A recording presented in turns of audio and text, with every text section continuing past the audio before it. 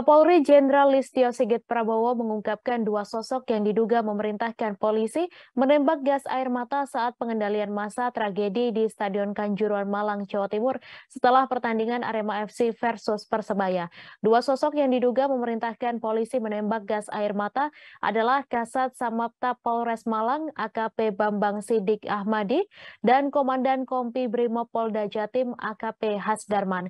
Menurut Kapolri Jenderal Listio Sigit Prabowo, keduanya diduga yang memberikan perintah untuk melakukan penembakan gas air mata ke arah tribun penonton hingga di lapangan.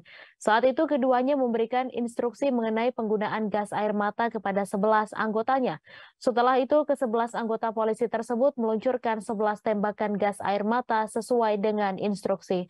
Terdapat 7 tembakan gas air mata yang diarahkan ke tribun selatan. Kemudian 1 tembakan gas air mata mengarah ke tribun utara dan sebanyak 3 tembakan mengarah ke lapangan. Sementara itu tidak hanya 2 anggota polisi di atas yang menjadi tersangka.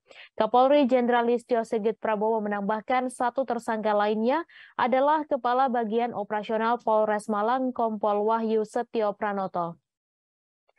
Menurut Listio, Kompol Wahyu Setio Pranoto saat itu mengetahui adanya larangan penggunaan gas air mata dalam pengendalian massa di stadion. Walaupun mengetahui larangan tersebut, Kompol Wahyu Setio Pranoto tidak melakukan pencegahan terhadap penembakan gas air mata yang dilakukan oleh anggotanya. Adapun 3 anggota polisi tersebut dijerat pasal 359 dan pasal 360 KUHP tentang kelalaian yang menyebabkan kematian. Selain 3 nama yang telah disebutkan, terdapat 3 tersangka lainnya yang telah ditetapkan oleh Kapolri Jenderal Listio Sigit Prabowo. Sehingga total tersangka sebanyak 6 orang, 3 diantaranya anggota polisi dan 3 lainnya unsur kesepakbolaan.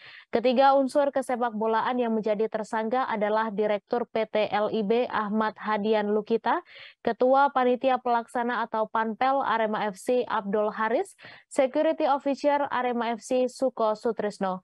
Adapun jenis pelanggaran yang dilakukan oleh ketiga unsur kesepakbolaan tersebut berbeda-beda.